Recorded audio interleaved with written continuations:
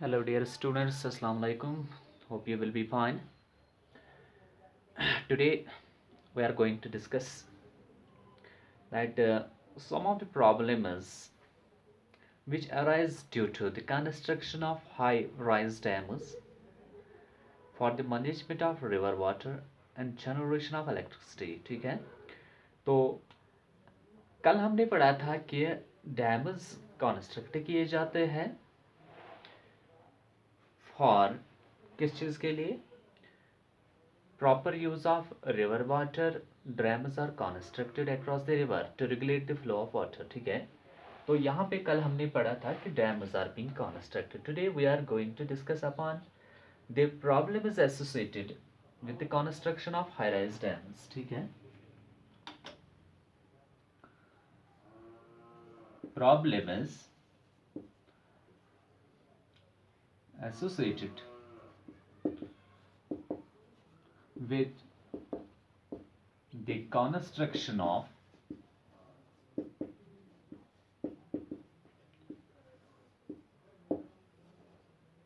high-rise dams. कौन कौन से प्रॉब्लम्स, कौन कौन से मुश्किलात अराइज होता है due to construction of high rise dams, यानी कि dams at higher elevations as well as the dams where the which cover the large area of land. ठीक है, तो उसके साथ साथ क्या मतलब प्रॉब्लम्स है? सोशल प्रॉब्लम है एक, first of all social problem, social problem. Second is that is environmental problem, environmental problems, and social problem, environmental problem. Third one is economic problem, economic problem. Let me explain you one by one क्या है social problem. Dams construct किए जाते थे in order to regulate the overflow of the river water as well as the conserve the river water, excess river water in the form of a dams. In those dams river water is stored है, लेकिन कुछ problems भी arise होते हैं. अगर एक तरफ इसकी यूजफुलनेस है, क्योंकि usefulness in the form of के जो वाटर फ्रॉम डैम जो होता था, it was used for irrigation in the field. ठीक है, इरिगेशन पर्पसेस या इलेक्ट्रिसिटी जनरेट की जाती थी, या वाटर जो स्टोर करते थे डैम्स में उसको सप्लाई किया जाता है to the people in living in different towns and cities. But उसके साथ साथ जो है कुछ प्रॉब्लम्स एसोसिएट है जो आती है due to construction of high rise dams. ठीक है, सबसे फर्स्ट जो प्रॉब्लम है that is social problem. Social problem में क्या है? Due to construction of high rise dams a large number of human settlements और सबमर्ज्ड इन वाटर. यानी कि अगर हम यहाँ पे बात करेंगे सोशल प्रॉब्लम की, क्या है सोशल प्रॉब्लम? अगर किसी जगह पे कोई डैम कंस्ट्रक्ट किया जा रहा है, ठीक है, हाई राइज डैम कंस्ट्रक्ट किया जाता है, उसमें वाटर रेन वाटर स्टोर किया जाए या ओवर फ्लो यानी कि excess flow of the what we call it rivers. Rivers का जो एक्सेस फ्लो इसमें स्टोर किया जाता है ताकि रिवर्स का जो फ्लो है उसको रेगुलेट किया जाए, साथ साथ में एक्सेस वाटर को स्टोर किया जाए फॉर डिफरेंट पर्पस. लेकिन इसके साथ साथ अगर यूजफुलनेस है, अगर एडवांटेजेस है, तो कुछ डिसएडवांटेजेस भी है in the form of creating the problems. First problem is the social problem here. क्या है सोशल प्रॉब्लम? जब कंस्ट्रक्ट किया जाता है हाई राइज डैम किसी जगह, तो it includes the consumption of a large area, large area in terms of the human settlements. ठीक है, villages we can say. These are submerged in the water of large reservoir formed by the dam and many people are rendered homeless. ठीक है, इससे क्या होता है कि किसी जगह आपने डैम तैयार किया है, it covers the large area of land, and in that area water is to be stored in huge amount. Is that clear? That in the form of it is created in the form of a water of a large reservoir here. ठीक है, formed by the dam, and due to which many people are rendered homeless। उनको वहाँ से वो area खाली करना पड़ता है और जहाँ पे डैम जो कंस्ट्रक्ट किया जाता है, तो इससे क्या होता है, this creates a social problem. ठीक है, तो नेक्स्ट प्रॉब्लम जो है that is environmental problem. Environmental problem, environmental problems which arise due to construction of high-rise dams। ठीक है, environmental problem क्या है, construction of high-rise dam on rivers contributes to deforestation and loss of biodiversity। किसी जगह आपको construct dam up करना है, वहां पे अगर ऑलरेडी वेजिटेशन है, ठीक है, उस एरिया में वेजिटेशन है, वहां पे हमें क्या करना है, पहले ये वेजिटेशन जो है ये डिफॉरेस्ट इसको मतलब ये क्लियर करना है, ये वाला एरिया जो जहाँ पे डैम कंस्ट्रक्ट होता है उसको डिफॉरेस्टेशन करते हैं, यानी कि प्लांट्स को कट डाउन किया जाता है। ठीक है, तो वहाँ पे एरिया पहले क्लियर किया जाता है, उसके बाद वहाँ पे डैम तैयार किया जाता है।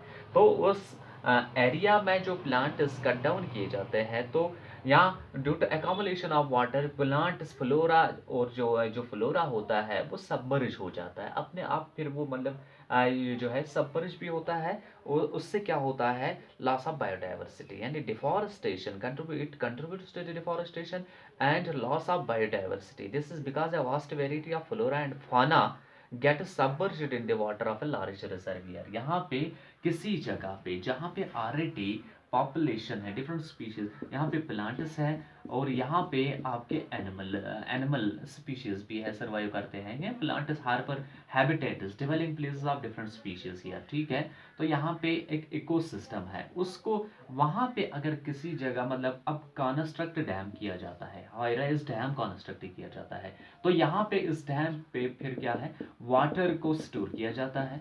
तो यहाँ पे वाटर का एक ह्यूज रिजर्वियर बनता है ये, ड्यू टू विच ये प्लांट्स और जो एनिमल्स यहाँ पे होते हैं उस रीजन में वो सबमर्ज हो जाते हैं, तो उनका जो है हैबिटेट डिस्ट्रक्शन होती है उनकी।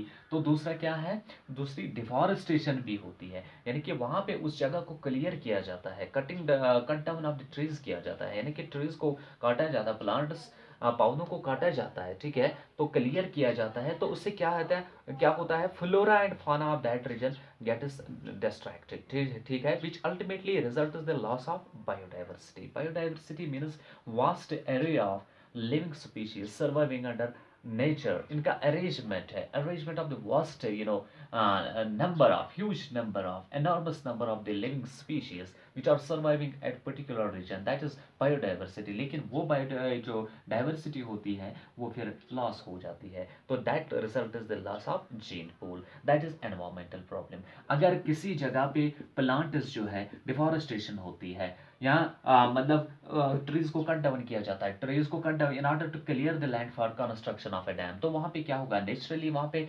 हैबिटेट ये जो हैबिटेट डिस्ट्रक्शन होगी, प्लांट हैबिटेट डिस्ट्रक्शन होगी। दूसरा क्या है, दूसरा ये है कि यहाँ पे एनवायरमेंटल इकोलॉजिकल इम्बैलेंस आ जाएगी। ठीक है, that contributes to the environmental problems. ठीक है, तो नेक्स्ट प्रॉब्लम जो है that is economic problem. Some people are of the opinion कि इकोनॉमिक प्रॉब्लम पढ़ने जा रहे हैं।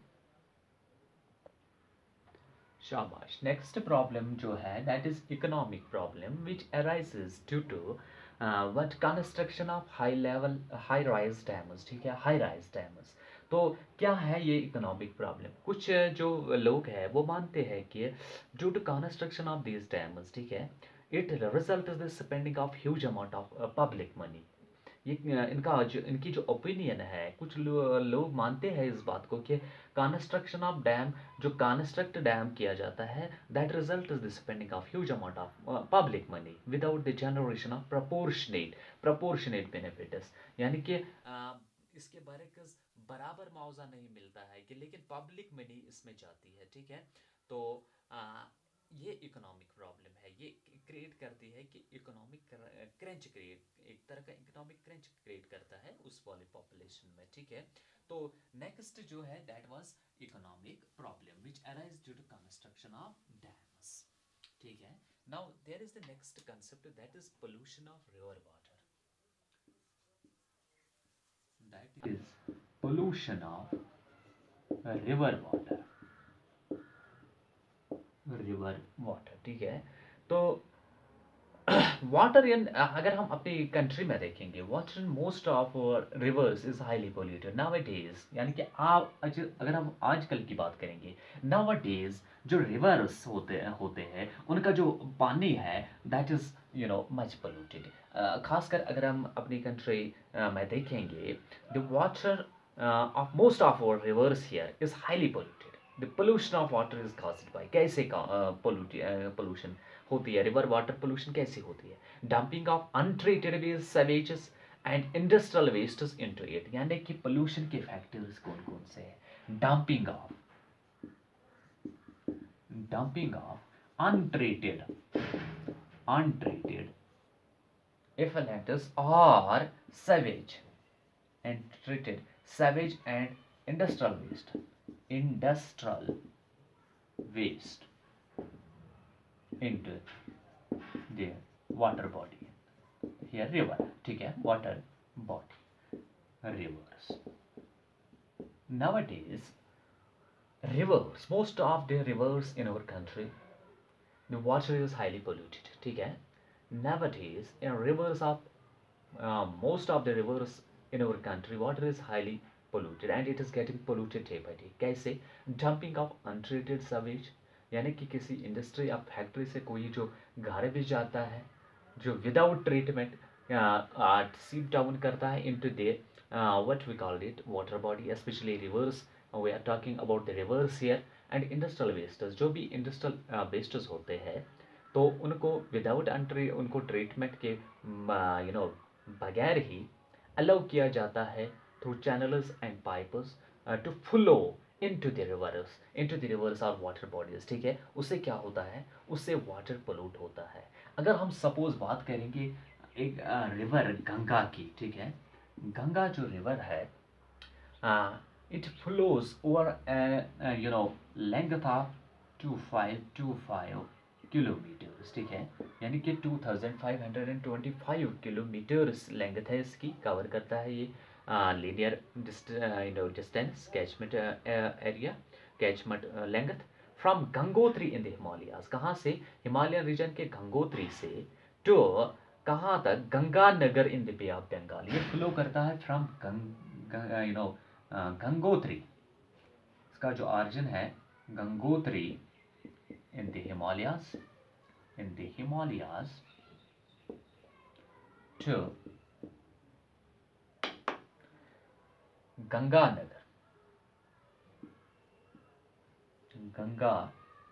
Nagar, yes, Ganga Sagar in the Bay of Bengal,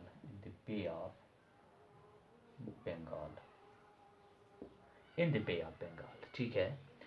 Now this is being turned into dirty water, कैसे? Discharge of the untreated sewage and industrial wastes emanating from more than 100 towns and cities which lie along its catchment area, ठीक है। यानी कि pollution of river water, specially Ganga की बात करेंगे हम यहाँ पे। गंगा जो है एक रिवर है, रिवर गंगा, ठीक है। कैचमेंट डिस्टेंस कितनी है? 2525 किलोमीटर कैचमेंट लेंथ कवर करता है। तो ये पास होता है जो different towns villages of India, ठीक है। तो ये इसको पोल्यूट किया जाता है, it is being turned polluted, ठीक है। रिवर वाटर यानी कि Ganga water of the Ganga river is being turned polluted through discharge of the industrial sewage, factory sewage and untreated industrial wastage into it. इतना ही नहीं है कि कुछ ह्यूमन एक्टिविटीज़ की वजह से भी इसको मतलब पोल्यूट किया जा रहा है। कैसे? Through other human activities like washing of clothes, ठीक है, washing of clothes, bathing and washing of clothes से भी इसको किया जाता है। या immersion of ashes of the dead bodies, यानी कि डेड बॉडीज को बर्न किया जाता है। हिंदू रिलीजन में डेड बॉडी जो होती है उनको बर्न किया जाता है, यानी कि उस ऐश को, जो उनका जो डेड बॉडीज का ऐश होता है, ash of dead bodies is being immersed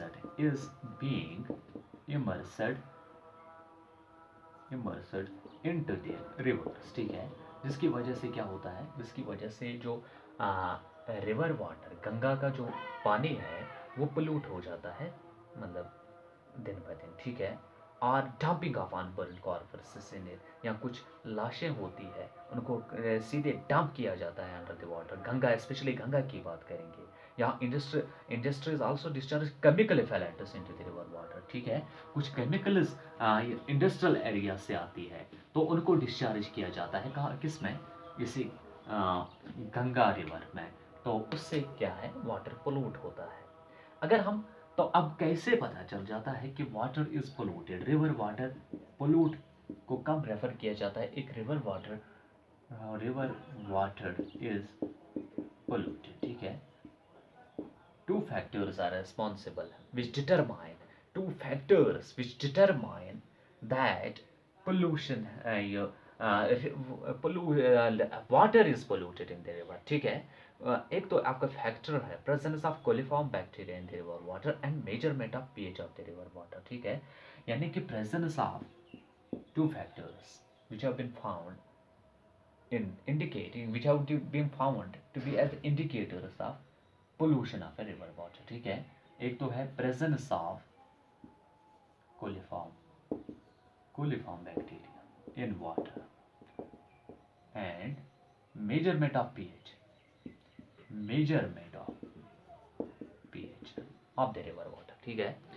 तो एक कोलिफॉर्म बैक्टीरिया क्या होता है, basically this coliform bacteria that is a group of bacteria found in the human intestine. ये हार्मफुल नहीं होते हैं, लेकिन इनका किसी रिवर वाटर में, किसी दरिया के पानी में पाया जाना एक इंडिकेट करता है कि उसमें बहुत सारे किस्म के बाकी इंटेस्टाइनल बैक्टीरिया भी होंगे, ठीक है।